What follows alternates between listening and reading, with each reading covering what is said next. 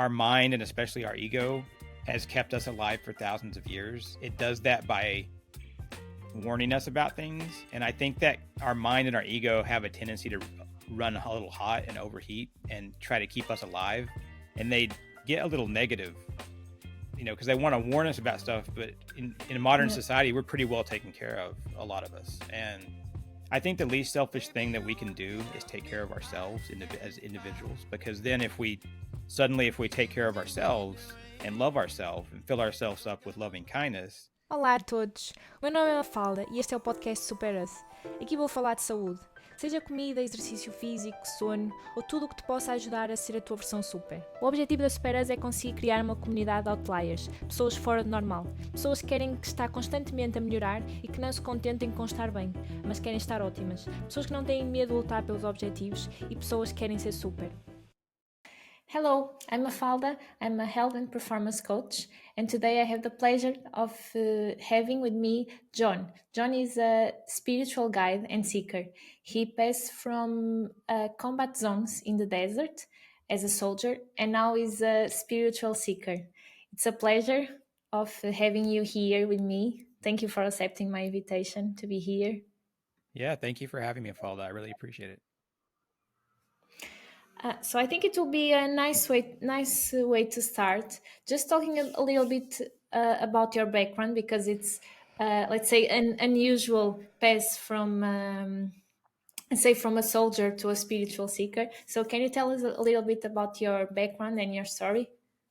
Sure. Thank you for asking. Yeah, I grew up in a small town in Oklahoma, and when I got out of high school, I knew I wasn't ready for college, so I went straight to the Army, U.S. Army, and that was not too long before, about a year before 9/11, and I had kind of always wanted to get into intelligence and counterterrorism, and so that's kind of where I ended up. And after 9/11 happened, I spent about half my 5-year enlistment in Kuwait, and then I became a civilian and did the same thing, essentially working for the Department of Defense, and spent 18 months in Baghdad, Iraq, and I spent about 6.5 years consecutive in Kandahar, Afghanistan.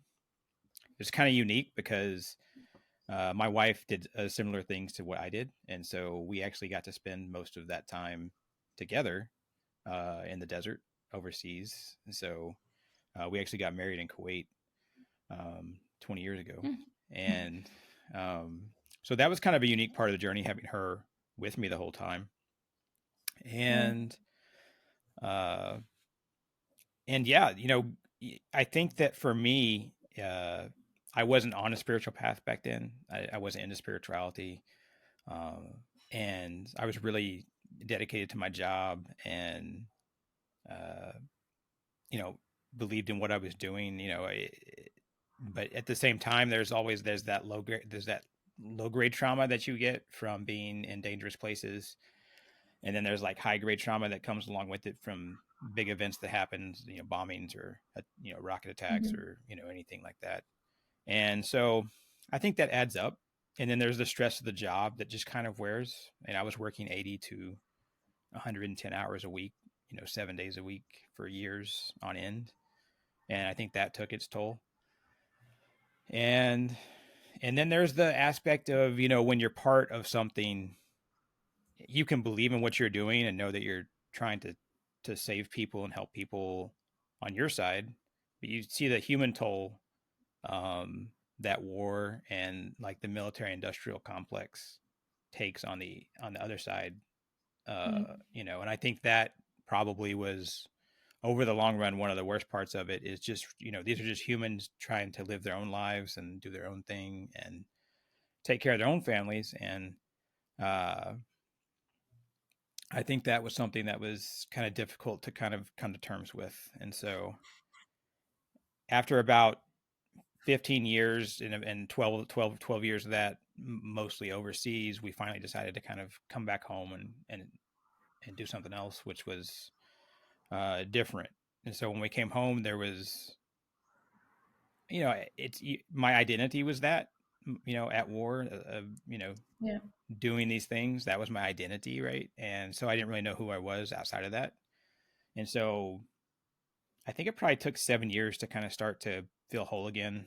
And and then kind of out of nowhere, uh, about 2 years ago for me, after that 7 years, I kind of had a moment of understanding or clarity or awakening, whatever you call it. And the world just made a lot of sense to me. I felt like this oneness with everything and everybody and nature. And uh, I kind of knew what my purpose was at that point. I knew I wanted to help people kind of help themselves. Mm-hmm. And since I wasn't on a spiritual path, it was kind of like I was working backwards from that point because I didn't know vocabulary or how to talk about it with people. And so I've spent the last 2 years getting a much better understanding on how that all works, so I could talk to people about Yeah. it. You were saying that you, from one side, you knew that you were trying to help people, but then from the other side, you could see the people from where you were working. What do you think it was the impact of this duality in when you start your journey, your spiritual path? Yeah, I think that we're all just human, you know, and I think we get raised by society, our culture, our communities, our parents, our teachers to think a certain way, and uh, it's that very tribalistic thing where we're part of this tribe or that tribe, Yeah, right? And so, we get lost in that, and I don't, we often don't stop to think, well, who am I really, and who is this person next to me? Because like so I started to think, after I had my moment, like if I go talk to my neighbor and like we disagree politically or something, we vote for different people. There's the chances of us talking and having about 90% overlap in what we believe is probably pretty high. We want to be healthy. We want our communities to be happy. We want children to be safe. We want to be educated um, all of those things. And so, yeah, really just that human connection of everything. Yeah, it hit me really hard. And so I think the duality of that, the darkness and the light too, yeah, um, but just because someone does bad things doesn't make them a bad person. yeah.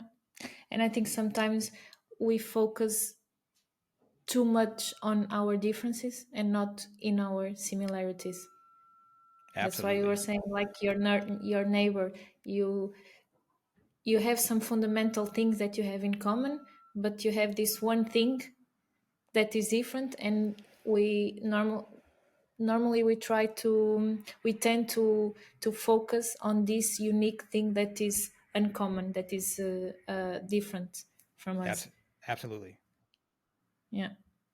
And what is, let's say, your spiritual beliefs currently?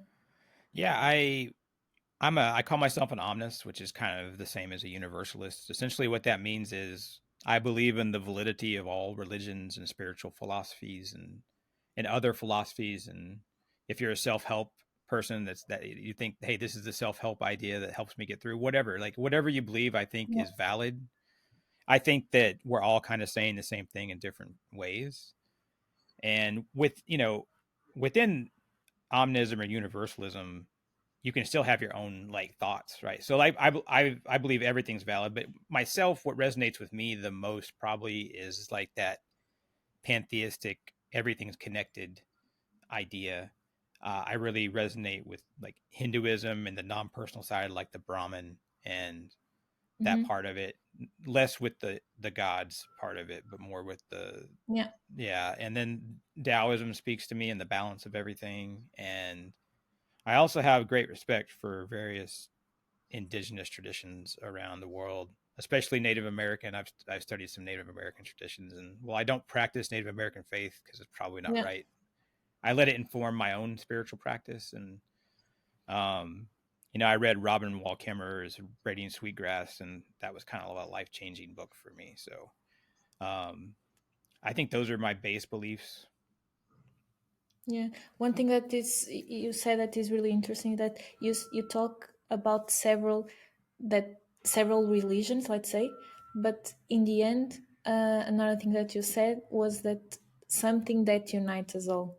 And this is also aligned a little bit with what I think, that most of religions have a common base.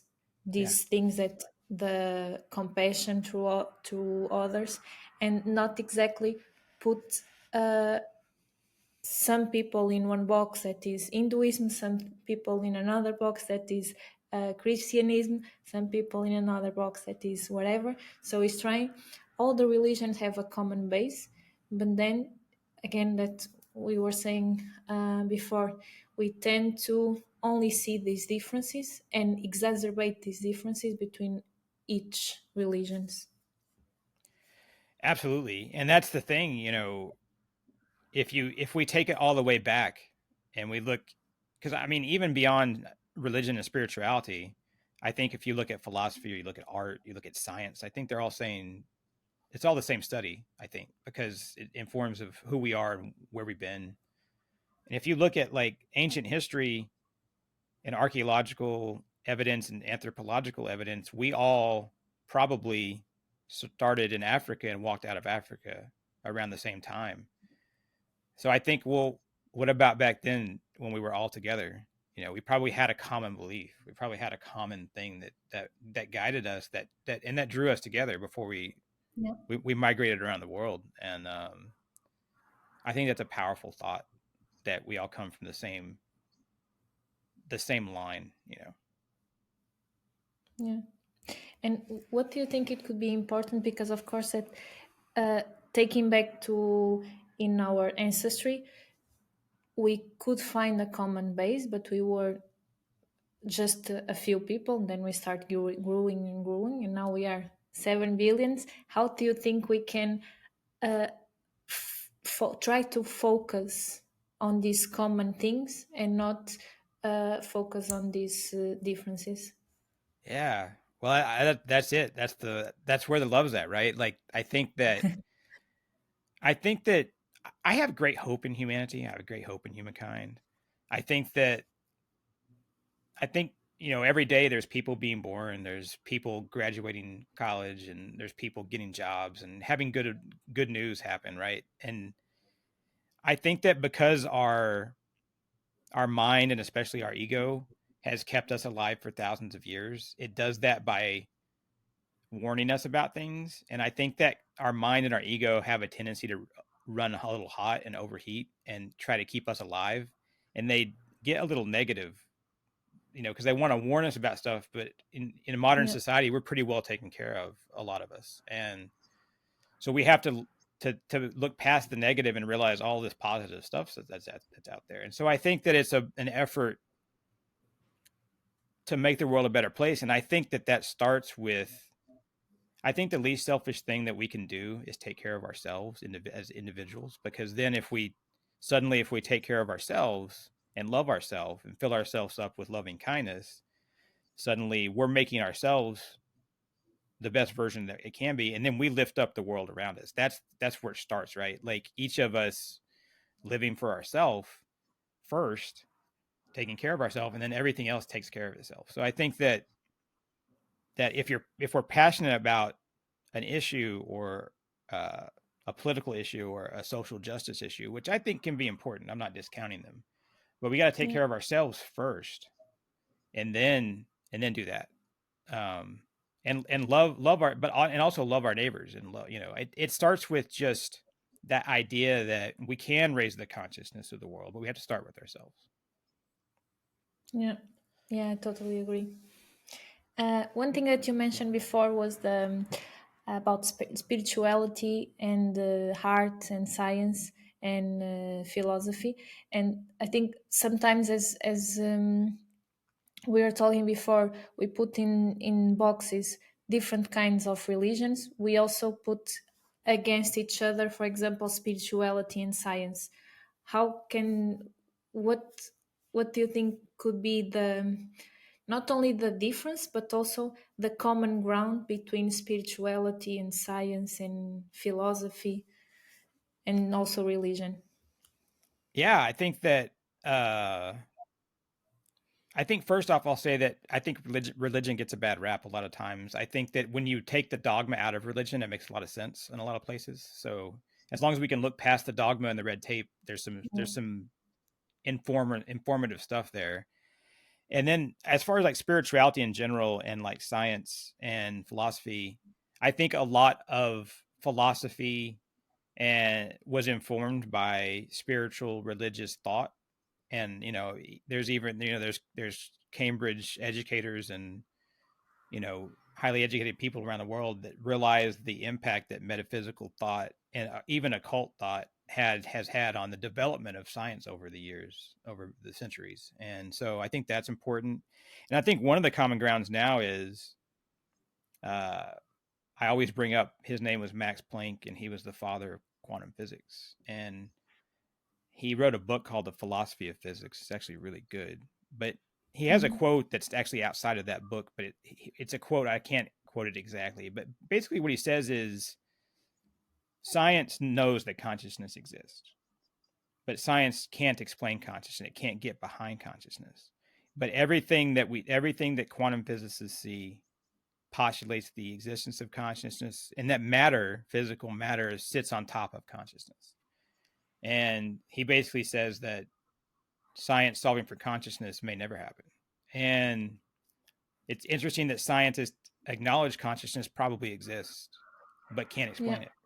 And so I think Yeah. that that's where for me, the real connection between spirituality, philosophy, and science happen is we keep getting smaller and smaller from cell to atom to quarks and all the way down to quantum physics. And uh, there's something to it. Like even when they do experiments, the fact that a human observes the experiment changes the outcome of the experiment at times. So Yeah.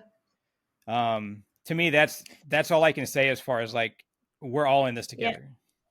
So we have the physical part and the quantum part, and the physical, it's been studied for a long time in science, but the quantum part, the things that we cannot see, is not. It's recently having more and more studies about this, but it's quite recent because before we had a separation, and everything that was matter, everything that was physical, we threw to science. Everything that was through conscious and spirituality we had in the box of religion, and we couldn't, before we didn't mix these two. Everything that was not seen was religion, everything that was seen was science and physics. And now we are starting to mix these two boxes together, but it's quite recent, let's say. So, but I agree with you. I think there is a lot of things that science cannot explain yet, but there is something, because as you were saying, we if we if we focus on something, this will change the outcome. This will change our actions. There is the placebo effect, and our conscious have a big impact in our actions and how our life goes. So um, it's a big thing. It's not so well understand. I think there is a lot of names that are starting to talk about, big names like Joe Dispenza, for example, that are Yeah, start talking about this. But it's still, let's say, a bit unknown territory. Let's say. yeah. I love that you bring up the placebo effect, right? Because like we know scientifically that it works, but we don't necessarily know why. Like Yeah. so and I mean, obviously, we can theorize that it's intention and consciousness that impacts it, which is kind of my thought. But yeah, it's a and I think that uh there's a lot of there's a lot more open mindedness now than I think that we see. I mean, Yeah. we have access to the sum of all human knowledge on the internet now. Uh, so we're safer than we've ever been in general. We're healthier than we've ever been. So I mean, there's a lot of good things going on. Yeah. And I think one also interesting thing is that some we cannot explain spirituality. We cannot explain this unconscious part, but we know that, for example, if we have good thoughts about something, uh, this will help us go on that direction. So even if we cannot explain, if it helps us, we should use it, even if we cannot figure it out how it works. So I think this is also an important thing, that um, spirituality help a lot of people passing through bad times, religion, spirituality, or religion specifically. So I think even if science cannot explain it, if it help us, maybe it should we should go on there. I think, even if Yeah. we don't know. Another topic that I would like to ask you is about, that is somehow also related to spirituality, and this, that everything, we are all connected, is in terms of purpose and dharma. Can you explain a little bit what is your understanding about purpose and dharma, and why is it important? Yeah, absolutely. It's probably one of the most important things to me to study and look at and think about. Uh, I think that I think that we each have a higher purpose in this universe. I think that that higher purpose can change, and that's our dharma. You know, our dharma is our higher purpose. It's the same thing. And so I think our Mhm. dharma can change based on where we're at in the universe, where we're at in life. Uh, and I can take it back to like when I was a soldier and then a civilian doing combat stuff. I was kind of living my dharma and didn't realize it. Like my higher purpose at the time was to do the best that I could in the situation I was in and help try to protect people, even though that also hurt others. But it also had an altruistic goal, and I didn't realize I was living my higher purpose then. But I was, working, like I said, 100 hours a week doing this thing. I was fully dedicated to it, right? And I think that's your higher purpose, is something that you believe in, something that you're dedicated to. So now I have a much better higher purpose. I have a much brighter higher purpose, and that's to help people help themselves find their wholeness within their own light, so they can walk their own path, not a path that we lay out for them, but a path that they lay out for themselves. And I think that some people know what their higher purpose is or have an essence of it. Some people have no Mhm. concept to even have thought about it. So I think people need to think about, hey, what is my higher purpose? Can I grab a hold of the tail of it and think about it? Where's it at? And then some people can say, okay, I know what my higher purpose is, but I don't have a full focus on it. And then once you have your higher purpose, for me, we all live in this quote unquote real world. Whether we're not, most of us aren't going to go live in the Himalayas in a monastery, right? So if we live in the real world, how do we align that higher purpose with our day to day life? And that includes sleep, fitness, wellness, all that stuff. Yeah. And then how do we align it with our job, our vocation? Because that's so much of our time. And and then once we figure that out, then that completely changes our calm and peace and our joy in our life. And that completely changes the spiritual progression that we may have. Yeah. Do, the, Queria fazer uma pausa neste vídeo para te falar do meu programa Super, o meu programa de Health and Performance Coach. São 6 sessões individuais ao longo de 10 semanas. Vamos definir quem tu queres ser, quais os teus objetivos e o que é que tens que fazer para lá chegar. Vamos perceber como é que podes melhorar o teu bem-estar físico, mental, emocional e espiritual para alcançar a tua melhor versão. Se tiveres alguma dúvida, podes consultar superas.pt/produtos. Podes ainda enviar e-mail para mafalda.superas@gmail.com ou então enviar uma mensagem para as redes sociais. The definition, because I also read a book that was also related to higher purpose, the ikigai, that is the name for so we have the dharma, we have the ikigai, we have higher purpose. Yeah. Do you think all of these need to be related to career wise, or not necessarily? No, I don't think that it will necessarily relate to a career or your career. I think that it's more of, I think that you can try to relate your career path to it as much as you can, but I think ultimately it's its own thing, and that you probably match your career or your daily life to it, not the other way around. I think you can try the other way around. I don't think that that will necessarily see as much satisfaction or success, because you're trying to kind of put an oddly shaped thing into a square or round hole, that, you know Okay. um but that's not to say that if you're in a job that you like, if you're in a job that is giving you financial freedom, I mean, there's all these factors, then find as much of your dharma within it as you can. That's a start. Yeah. Yeah. So if I understood, is basically to try to fit, not to fit the dharma into the career, but more career into the dharma, if it's possible, of course. I think But so.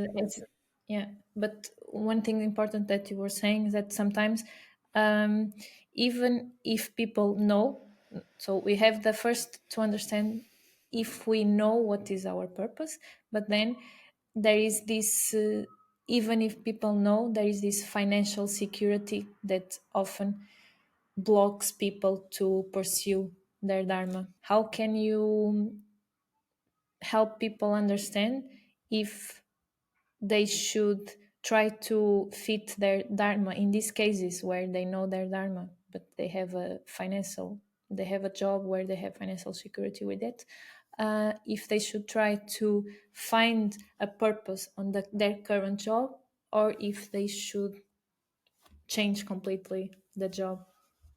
That's a really good question. um uh that's a hard question, and that's a Yeah, question that, uh you know I've worked with some people on this, and I think for me, I think a person should consider a, a lot of different things. I think they should meditate on it and be introspective about yeah, it and think, you know, where am I going? How am I going to get there? Where do I want to be? Um, and I think the destination is important, but I think the journey is even more important. So, like, I yeah, think that, like, enjoying the process is important. So if you're going to make a switch, are you going to enjoy that process along the way? yeah, Think about that. You might think, oh, well, I'm really going to enjoy the destination. That's good. But if you can't enjoy the journey along the path to that, you're going to have a lot of yeah, dissatisfaction and a lot of, like, misalignment. And so I think it comes down to each individual deciding what's best for them as an individual first. I think obviously if they have significant others or if they have children, they have to factor that in. yeah, It's a practical world we live in, but also if you're in a job that is providing, it's also how happy are you? How unhappy are you? If you're making six figures and you're really unhappy, then the chances of your significant other or your children being unhappy along with you is probably higher. So yeah. it's like this whole system of things that you have to kind of consider. Yeah, yeah. Of course, that there is no right answer in terms of you should quit or not. It's always individual dependent, and as you were saying, there is a lot of questions that should be considered in terms of dependence or not, children or not, uh, and is also not. Uh, yes, I like my job, or no, I don't like my job. It's a spectrum. It's a spectrum where you can completely hate or you completely love, and you need to understand where you are. But also take into consideration that sometimes it's not that we hate our jobs, but where are we putting our focus? Because Yes. if we are putting our focus in only the bad stuff, then we will grow this hate, let's say, through our job. So this, where are we putting our focus, is also really important when considering this change or not, let's say. Yeah, absolutely. And I think that's part of, like, beyond our dharma or higher purpose, spirituality in general, Mm. right? Can I be happy where I'm at, regardless of where I'm at? You know, Yeah, and I think that's probably spirituality uh, in its lowest common denominator, right? At its most base point. Yeah. Yeah, and as you were saying, it's not only the enjoying the destination, but also and most importantly the journey. Because if we are completely changing, for example, career because we want to be more aligned with our purpose, we need to understand, okay, what will be the journey to that destination of that purpose. Are we prepared? Are we able to compromise whatever that we are compromising or not, like financial freedom and whatever. Yeah. Yeah, absolutely. Yeah. Um, Tell us a little bit about your spiritual community, the Kishar spiritual community. Can you tell us a little bit about this? Sure. When I had my moment, and I knew what I wanted to do with my new life, my newfound clarity. I said, well, if I want to share my journey with others, have them share theirs with me, and talk about it and help people help themselves, how do I do that? And so I thought, in this technological age, we see social media or all this stuff as being this bad thing. But I was like, you know what? We can still have meaningful connection in a technological age. We can have human connection, this authentic conversation, just like you and I are having right now. And I thought, what if I created an online community that was a nonprofit where people could share their journeys, talk to each other, um, and so that's what I decided to do. And this is a little over 2 years ago now, and I can say that for 2 years I did everything. I did something at least once a day, usually multiple things, but at least one thing a day to make this happen. And it was my purpose. And it's one of those things where I had to enjoy the journey because there's technical stuff, Yeah. challenges. There was a lot of warm stuff like reading and learning and just educating myself so I could better talk to people. Yeah. And I even went and became a certified professional coach through the ICF and Mm-hmm. all of that, just practical stuff. But uh, I worked every day towards it, and it's something that was a labor of love. And we launched last month, and so it's just a place where people can have peace and calm in the modern world. And I also offer individual spiritual coaching and guidance. And like I said, we're a nonprofit. There's a charge for membership and for coaching, but all those funds go back into the community. I don't take a salary or anything like that. Mm-hmm. So it's a place where you can kind of be yourself and feel safe. And uh, even if we're remote, even if we're using technology, we can still be humans together. Yeah. Yeah. Amazing. One question that you talk already, but I didn't go on this direction. You said that a few years ago you had, let's say, your spiritual awakening. Mm-hmm. Uh, can you tell us a little bit on what, how it happened? This your spiritual awakening? Sure. I said I wasn't really on a spiritual path. I can say that prior to that, I'd had kind of a little mini moment back when I was in high school where I kind of had this concept of kindness and interacting with people in a more warm and kind way, and that kind of changed my direction a little bit. And I was also a very positive person for the most of my life, even through some of these dark times overseas and in the desert. And but when this happened, I wasn't expecting it. It was at night. I was laying in bed. My wife was asleep, and it just came to me, kind of a moment of like a light bulb moment, and like hit me pretty hard. It was very warm. It was a very safe thing, and uh, I'd never even heard of universalism or omnism or anything like that. But like this idea that we were all connected, this idea that we're all saying the same thing, this idea that we should all respect each other and all that, like self love and everything. Like I said, it just kind of all flowed in all at one time. Nice. Yeah. Yeah. Yeah. What a few weeks ago, someone asked me if I believe in a specific God or a God in general. And because in Portugal, I'm Portuguese, and in Portugal is the majority of the people are Christians, and all my family are Christian, and but I don't believe in a specific God, but exactly as you were saying, I believe that there is something that unites us all. It's something that I cannot explain yet, but I believe the thing that is common in all religions, I believe the self compassion, the love, I believe that this is what unites us all. But it's something that I cannot explain exactly how it works. But I think it's a process, it's a journey that I'm trying to discover and trying to use this to guide me on my purpose and on my dharma. I love that. I think like that idea of being open to the universe, that being open to things. I think that's such a huge thing, like, and I'm with you. I don't know exactly what God is or isn't.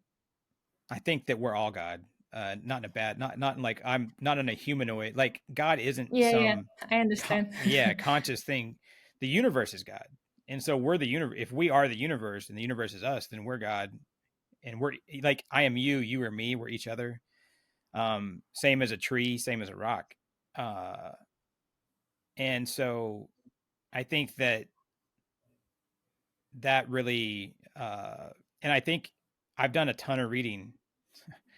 Afterwards, after my moment, I read like I think 60 books in like 4 months. I think about different religions, different spiritual constructs, and whether it's Christian mysticism Yeah. or other Abrahamic mysticism with the Kabbalah or the Sufis, and whether it's Buddhist or Hindu or indigenous tribal traditions. Uh, I think they all, like you said, they all kind of say that. Yeah, is the common ground as you were talking before. Yeah. Yeah, totally agree. Um, do you want to share? You already share your project in terms of spiritual community. Do you want to share any additional project or any additional idea? Yeah. I mean, we've got our main site where we help people at kishar.org, KISHAR.org, and that's our community space and our guide coaching and guidance space. But we also have a YouTube that's completely open and free, and we put videos out that are kind of like this conversation and just about different subjects that can really, I think, help people. They're kind of instructional and kind of it's just kind of once a week on Sunday. It's a discussion on spirituality and the journey, and then the other video on Wednesdays is on a discussion of a spiritual or religious book. And so, Mm-hmm. if people want to check our YouTube out, there's helpful information there. And we're just I think it's about just love yourself, don't try to be perfect, and uh, all of that. Yeah, and if we are able to love ourselves, it's much easier to love others Exactly, afterwards. 100%. That's for me. That's everything. Yeah. I will share your YouTube channel and also the link for your community.